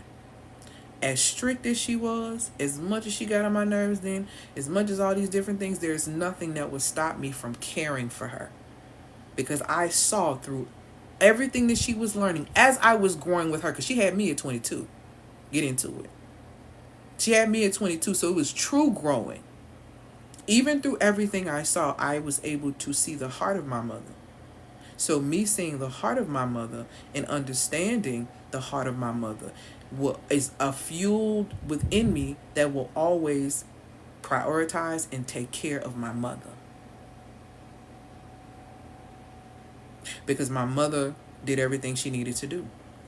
When I see parents that are older and their children want nothing to do with them, like nothing, I mean, they ain't got an ounce of guilt but not dealing with you, something is off.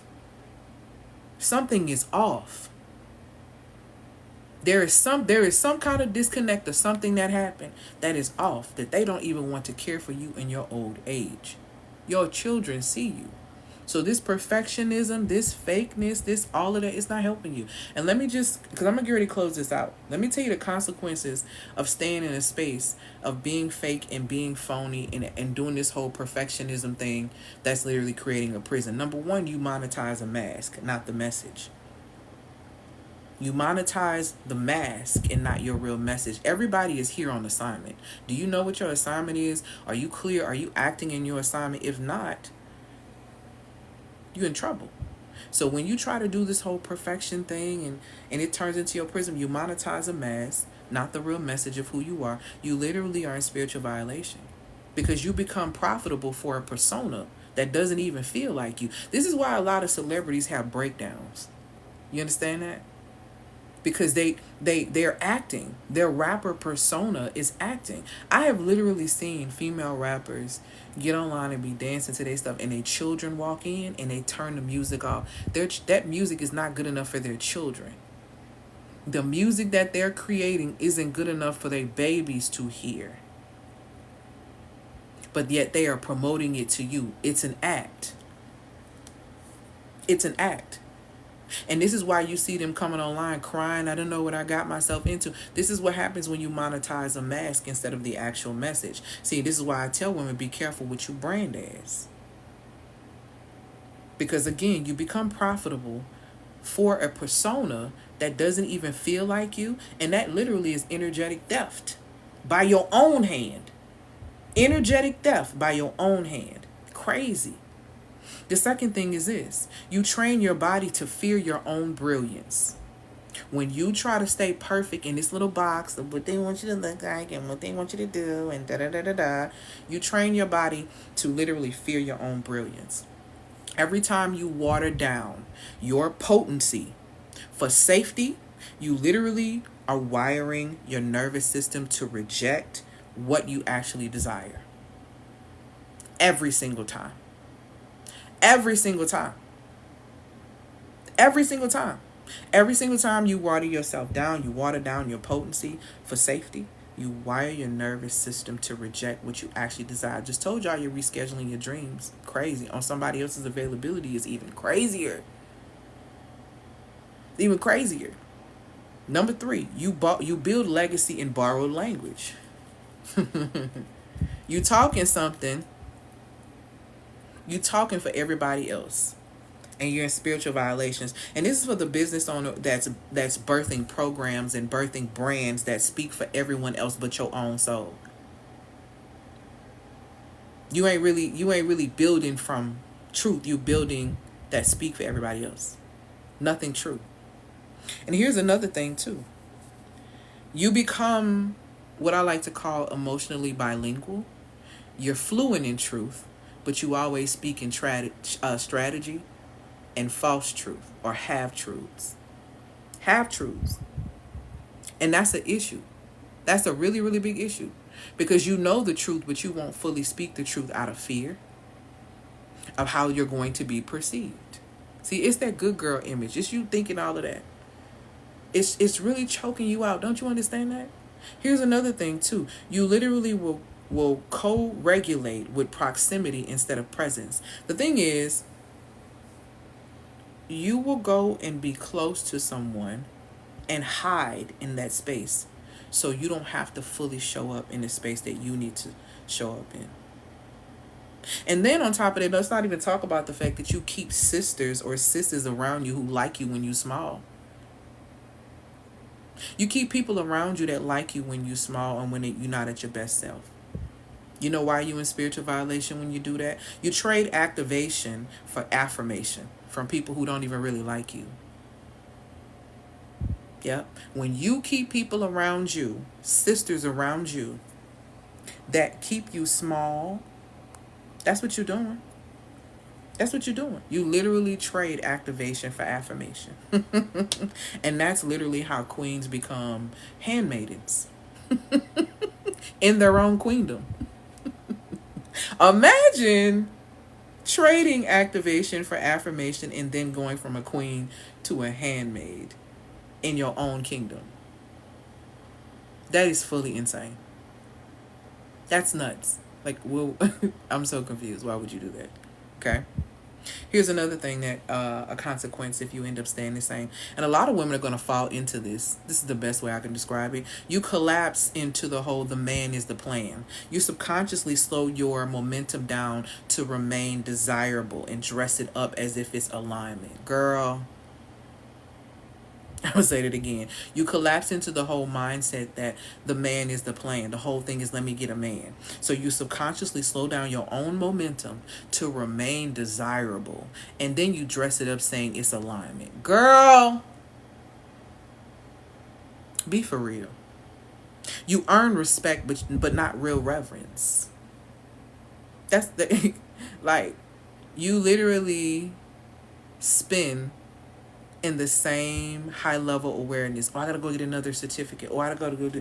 Women, we get bored and unsatisfied with our life. We gotta go get degrees. We gotta go do this. We gotta go do this. We gotta go do that. We gotta do everything but avoid the one move that could actually change your life: owning your own energetic energy, taking full responsibility for yourself. Women really don't like responsibility, which is why a lot of them are seeking relief from men. You don't like them. A lot of them, y'all don't like them. You don't like them. You just want the relief of them, of somebody else there helping you. And you're not telling the truth. And the most important thing that happens when you stay in this state is that you delay the divine. You delay the Most High. Every day you postpone your calibration to stay comfortable on the vibrational state of fear or apathy or whatever low vibrational state that you frequent the most. You delay the very legacy that your soul came here to lead. You do. Thank you, my love, for these gifts, these likes, and these comments. You do. So I'm just telling you, you don't need a new offer. You don't need a new strategy. You don't need a new man. You don't need a new this. You need to get your nervous system relationship. You need a new nervous system relationship with power. Power attracts. Don't you understand that? That's why you're so attracted to power.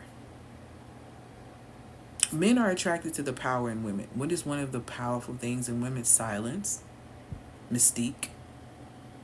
But you don't have any mystique. You don't have any mystery because you're telling them everything. Why are we doing that? Like, why? You're welcome. I'll praise to the Most High. Like, why? Why are we doing that? No feminine mystique. Feminine mystique is a lost art. Women that come to work with me, they activate or reactivate their feminine mystique. Like, I don't think people really understand the importance because it's extremely important. Those are the ways that you're going to harm yourself if you keep staying in that space. Like I said, you need a new relationship with your nervous system. We talk about this heavy in week 3 of the Muse Activator, okay? What week 3 does in my 6-week program is that it refines your energy, your energetic command as a feminine leader. It clears any residue of past self-betrayals, and it rewrites the subconscious contract between structure and worth, okay? During that time, it's kind of like your body becomes the command center, and your work becomes the messenger. and your wealth becomes inevitable. And if you've ever heard me speak about generational wealth or wealth in general, you've heard me talk about the 5 pillars that I feel like generational wealth consists of, that have to be poured into in order to fully achieve generational wealth. Number 1, you're going to need financial resources. Yes, you need money. You need money, you need money, you need money. And you don't have time to work hard for money. You need to use your intelligence. You need to use intellectual property. If you don't know how to do that, you need to get my course, The Magnetic Wealth Blueprint, ASAP. Especially if you are here dating and doing all that, because I cover all of that in there. And you see all the people talking about all the results that they've gotten from everything that's in that bundle. So you need to start there. If that's your issue, you need to start there for sure. If you are interested in working with me in my 6-week program, the Muse Activator, where we actually activate your inner muse. And why is that important? Because you'll see a lot of things. Everything is titled muse and this and this and that. Why is that? 1, because I believe all women are muses. Number 1. A muse, by definition, is a source of inspiration. Honey, do you understand that walking sources of inspiration inspire investment? See, when you are a muse, you never have to ask, why people don't invest in me. People always invest in muses because they inspire investment. They are literally walking art. The problem is you don't see yourself as walking art. You have not activated that part of yourself. So people don't really see the value. They don't see it. And you don't see your value unless you're working hard for it, which is why you get used up. Muses don't work hard for investments. Muses inspire investments. And so during that process of that 6 weeks, we are supporting you in activating your inner muse so that your inspiration, or that you inspire so much impact that investment is just automatically natural. It just is like second nature. I understand that I am a muse. When I walk into spaces and go into spaces, I inspire investment. And see, investment, it can come in the form of time, energy, attention, and money. I receive them all with no problem. And I used to never receive them. So I've been on the other end of this. That's why I'm telling you what I know. I used to be 100 pounds heavier. I used to be completely not in control of my emotions. I used to be hormonally imbalanced. I used to be broke as hell, even though I had a business and I was working like 3 jobs. I just didn't have any money. And it was all because my energetics was off. And my energetics were so off that my identity was not rooted and grounded. So I wasn't sure of who I was. And when you're not self-assured, you make decisions like you're unsure, which causes what? Confusion. And what did I say? The Most High is not a God of confusion. So the God wasn't even in none of that, what I was doing. It was just all me.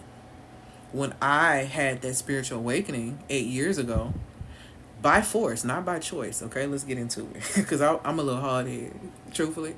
I'm one of the Most High's hard-headed children. So I kind of had to get dragged a little bit before I came into it. So yeah, so once I hit the bottom, and I realized it was my responsibility to stand on my feet, to crawl, to move at that point. But the Most High was going to meet me there.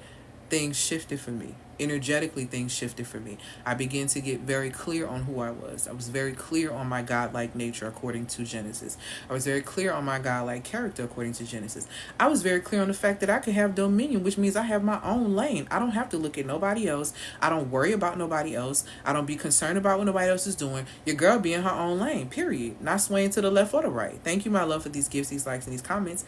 And the thing about it is, when you come into the fullness of that energy, your identity becomes rooted, and you make decisions that protect and provide around your identity. Okay? So for me, when that belief shifted, because like I said also, and I don't think I said this today, but belief impacts biology, and biology influences the way you behave. When I believed I had my godlike nature, when I believed I had the Most High character, when I believed I had dominion, that is when things start taking off for me. Boom, 6-figure business. Boom, running up on this. Boom, helping women be able to do this. Boom, life changer. Boom, all these things just started happening very swiftly when I got into alignment Alignment is, and I say this all the time, alignment is being the catcher on the baseball field. You got to be at the right place at the right time with the right material, sweetheart. That's what alignment looks like. To be in alignment is to not be your own enemy, because to be out of alignment is to be unprotected. To be out of alignment is to be unprotected. Period. Okay? So it's really important that you really understand that. But if you want more information on my 6-week program, you can click the link in the bio. It's called the Muse Activator. It'll tell you more information about it. You can read on it, click the link in the bio, find out pricing information and all that great stuff. What questions do you guys have for me? Now, I'll tell you, the Muse Activator is 6 weeks and it's $2,000.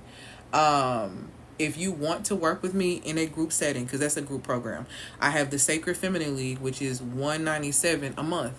Okay? Or you can get it at 3 months ahead. I think it's like $555 or something like that. But all of my products come with Klarna Affirming Afterpay, with the exception of the membership.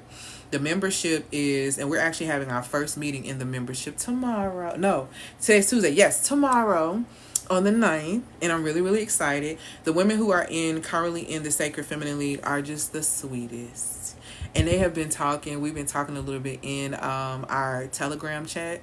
They're just the sweetest. Everybody is super, super. Faith is in it. Everyone is very supportive. And I'm sending y'all the rest of those answers, because one of my clients in the Sacred Feminine League in my community, she asked me, with the big spiel passing, what are some things financially or different things that we can do? And I gave them one answer last night. I'm going to give them the other 2 answers on today. Okay. So in that particular program or community, the Sacred Feminine League, we meet twice a month. And you get videos twice a month. They got their first video drop last week on Saturday. They'll get another video drop 2 weeks from that. But then we're going to meet tomorrow. And then we're always communicating in our Telegram group. Like I said, amazing women in that group. Everybody is on the same wavelength. Women are very appreciative. It gives very much so sisterhood. Anyone who knows me knows I don't like crap. I don't like drama. I don't like mess. I don't even attract those type of women. Those women run from me, to be honest with you, because they know I'll expose them. My energy exposes the fake. So you can't even sit around me. There are people who would tell you they don't want to have certain conversations with me because they're concerned about what I'm going to see. And I'm okay with that, because yes, I'm going to see you. You can't hide from me.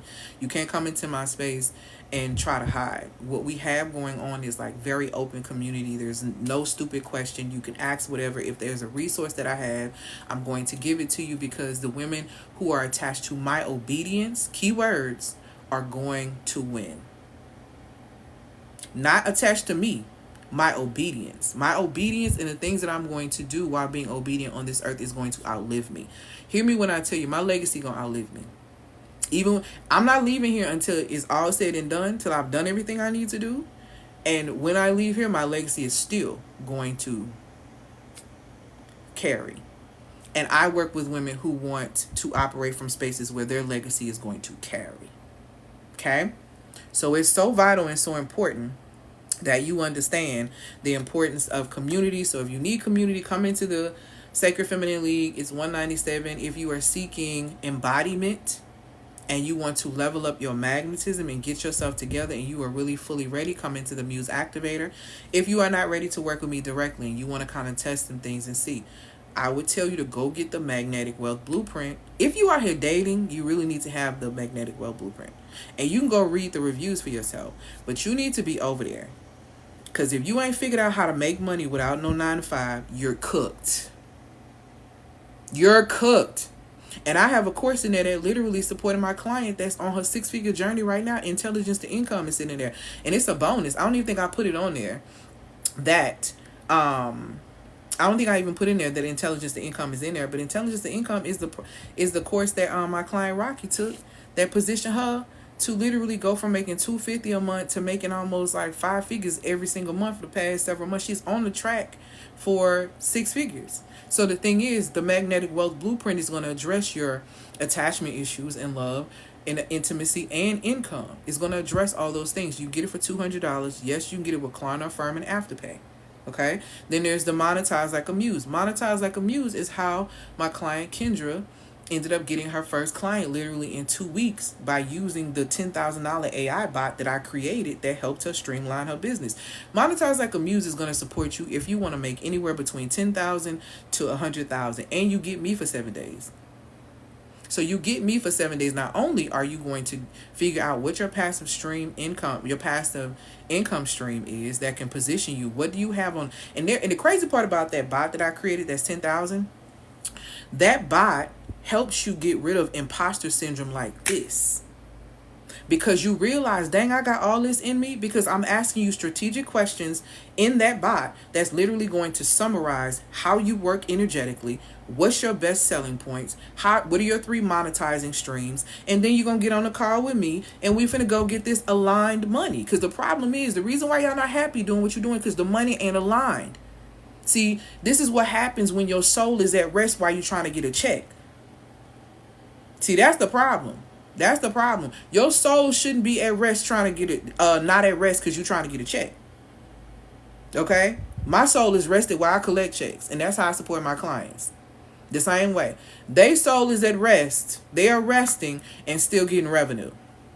That's how we roll over here. There's no hustle. It is all in alignment. Again, when you are in alignment, you can catch the ball. You can catch the checks. But when you are out of alignment, trying to do any and everything, you ain't catching no checks. You ain't catching no checks. Point blank, period. I'm coming back to y'all with these questions. Drop your questions in the comments too. Click the link in the bio to get access to any of these products and services I'm talking about.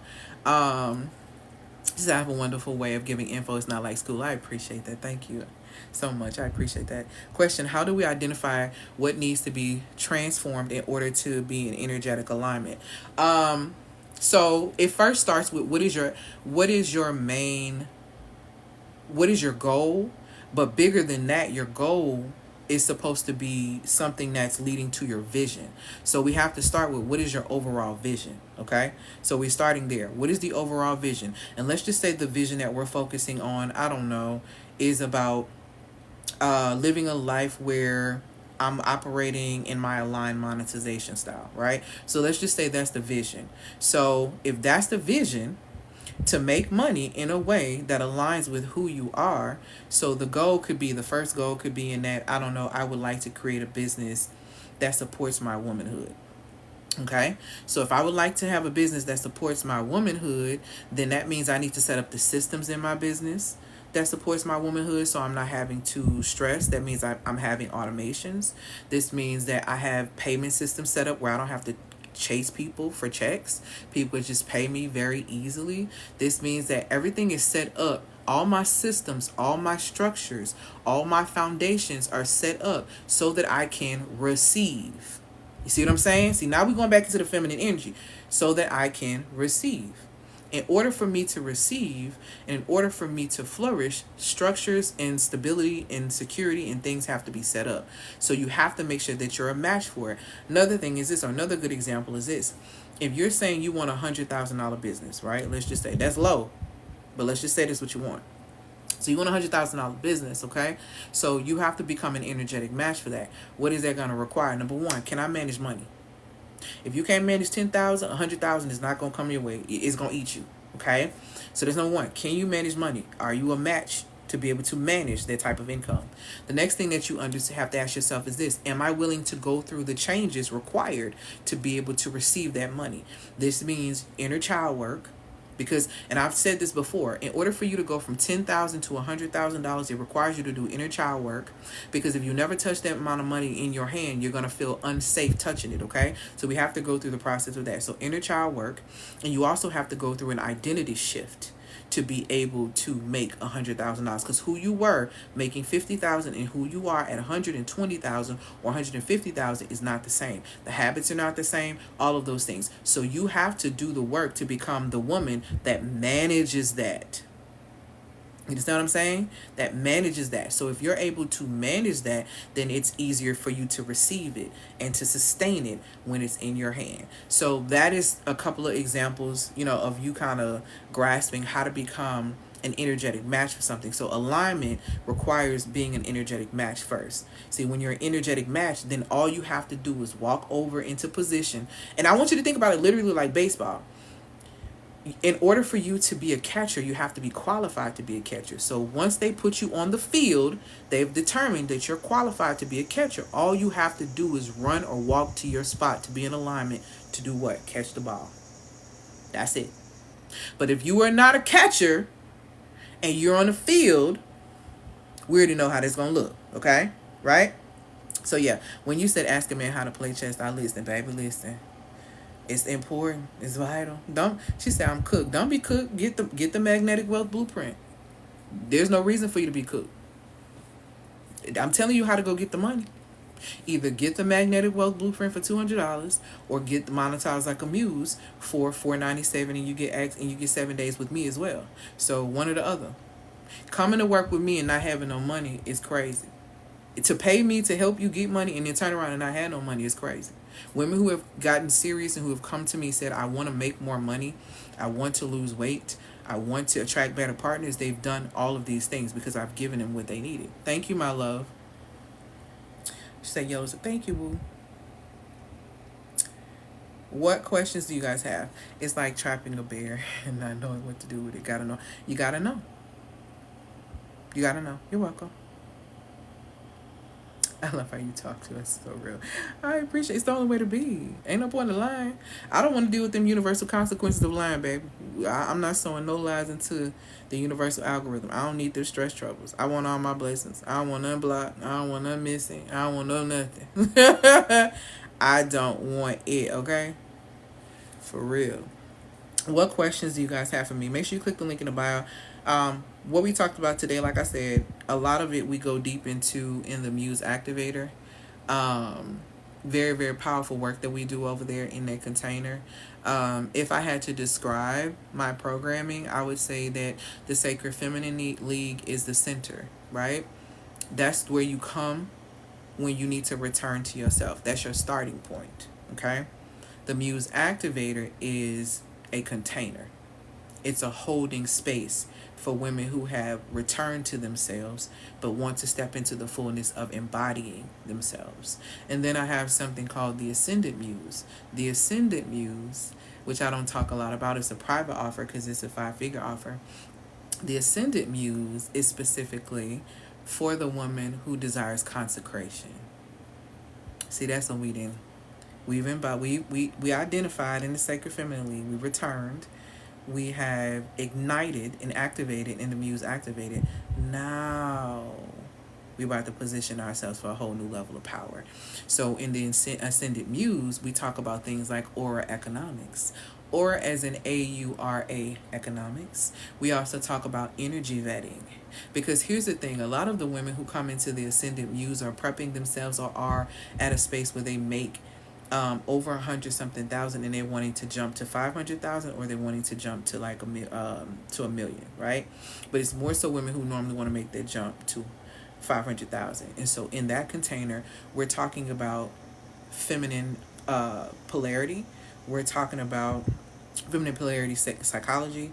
We're talking about erotic intelligence. We're talking about, high levels of seduction. When you move up into those spaces, you need to know the environments that you are going into, and you need to know how to master and operate from the fullness of self.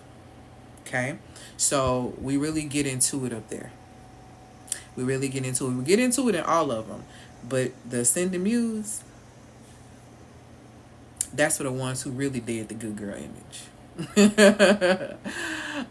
What do you do when you have started business and was obedient to Christ and suddenly wait, hold on. Thanks, girl. Talking about, come on, Yellow. That's my little sister, y'all. In real life. That's my blood sister. What do you do when you look, I'm finna say, girl, let's go eat when I get off here. Where you at? Text me. I was just, girl, let's go eat though. Okay, what do you do when you have started business and was obedient to Christ suddenly from back to front? I need you to kind of explain a little bit because I don't think I'm fully understanding what you're saying. I don't think I'm understanding fully what you're saying. So just either put it back in the chat for me or give me a little bit more clarity, or just tell me you're going to send me a DM and then I can read it when I get off here. Your choice. Okay? But what questions do you guys have for me? If any more. I'm talking about let's go eat. I don't even know what I want to eat, but we're gonna see. I'm gonna text you. Get off here. Y'all, I love my sister so much, for real. Any other questions before I get ready to go? Okay. Y'all, please get rid of the perfectionism. It has you in a prison. Don't be a prisoner in your own mind. It's crazy that people in prison and jails got more freedom in their mind than you do when you walk in the streets. Don't do that. Free yourself, okay? All right, I'm gonna get off here because I'm gonna call my sister and see what's going on.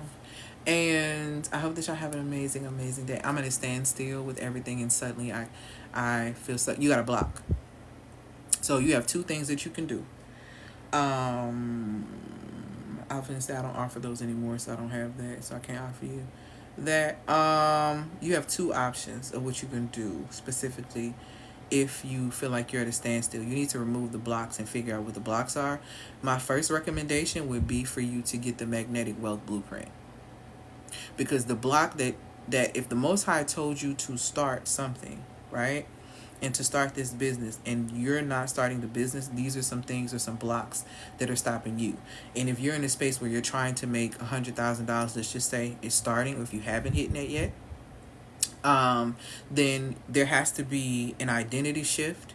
There has to be inner child work that's done in order for you to calibrate up to $100,000. And a lot of times, trying to get to that $100,000 mark is inner child fears. It's a lot of programming. It's different things like that that's blocking you. So if you're having blocks and you just kind of stop, that means something is blocking you from where you're trying to go, trying to block you from the wealth.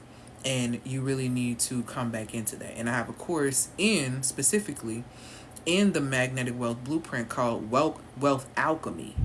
And that Wealth Alchemy course is literally how you turn regulation, nervous system regulation, into riches.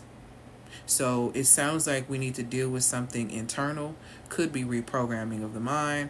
Could be retraining of the nervous system. Okay? I changed my field and wrote a book. 3 months in my... Yes, come on. See, that's what I'm saying. I know that's right. I know that's right. And I used to be a social worker. Before I came into me doing this work, I used to be a social worker. And as much as I love children and families, I hated what I did. And I felt like social workers were not given the respect, the honor that they truly deserve. And I felt like I was unable to help people because it was a lot of red tape and numbers and things involved, and I didn't want to do that. So I trusted the Most High. After my spiritual awakening, I said, I got this feeling. It was October. I'll never forget. It was October of 2018. And I remember telling my really good friend, I said, I just feel like, we had a powerful conversation. I said, I just feel like we supposed to be waking women up. Like I'm supposed to be waking women up. Like that's what I'm supposed to do. I don't know how and why.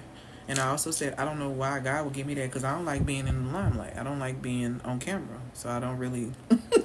This is literally the conversation I was having with my friend. And she was like, can I tell you what the Holy Spirit told me? And I said, sure. And she said, she told me a name of something that was going to be my retreat name. Something that... And then she said, you are not waking women up. It's bigger than that. And I said, she said, you're creating a movement. And I said, I know you lying. I said, I know you lying. Good. So I know you lying. But it was the truth. And I even told the Most High, I was like, I don't want to do that. I was straight like that. I was like, I don't want to do it. And I said, if you really want me to do this, you're going to have to show me clearly that this is what you want me to do. And the Most High spent the next 3 days showing me signs every single day. And on the third day, I said, you know what? You got it. Because I realized if I do anything else, I'm not going to be fulfilled. It's not going to be true. And I don't regret it. Even with its times of difficulty, because business has its levels of difficulty, y'all. But I love what I do. And I am so fulfilled. I've never felt as magnetic and as pretty and as calm and as grounded and as feminine as I have in the last 5 years working my business. Like, and for women, that's why I say, like, you can be flourishing in your femininity and be a CEO. You don't have to be a man. I am far from a man, okay? Good evening and good night. You can keep your essence and still work, which is why, and I don't know if well, no, I haven't shared this. So, my company name was I Am L Services. My company name transitioned, and my company name is now Marble and Flame Consulting, because it blends the balance of understanding the structure of the marble, the masculine, the things that are required, and it also carries the magnetism and the allure of the flame, which is the feminine.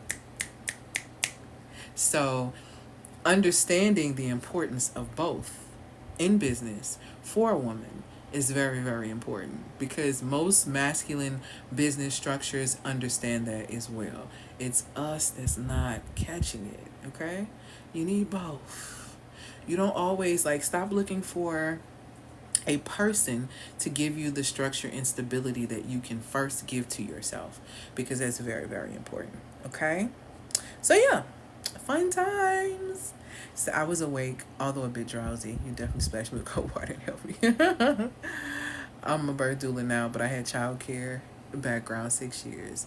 Last year, first with twins. Oh, congratulations! That's awesome. Thank you, my love. Yes, the intersectionality about exactly is necessary. If I women, let me see. I try to explain.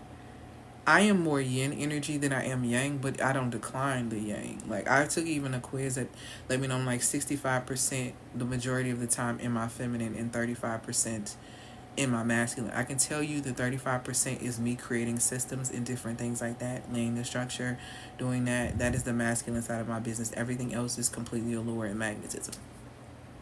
And it's based and rooted in me. And you can do the same thing. You can create what works and what's in alignment with you. I don't teach women to come do what I do. I teach women to get in alignment with what's in alignment with them. Okay? So that the vision of their life comes to pass. So, but yeah, y'all, I gotta go. Excuse me. I gotta go. I'm gonna call my sister and see what's going on. And I gotta get ready for my session tonight with the Muse Activator, which I'm really excited about, because tonight we're gonna be tapping into them energetic boundaries. This is about to be a great time, so I'm really excited. But I hope that y'all have an amazing, amazing day. Click the link in the bio to get access. Congratulations to those women who are going to be coming into the Sacred Feminine League or the Muse Activator. So have a good one. Peace, y'all.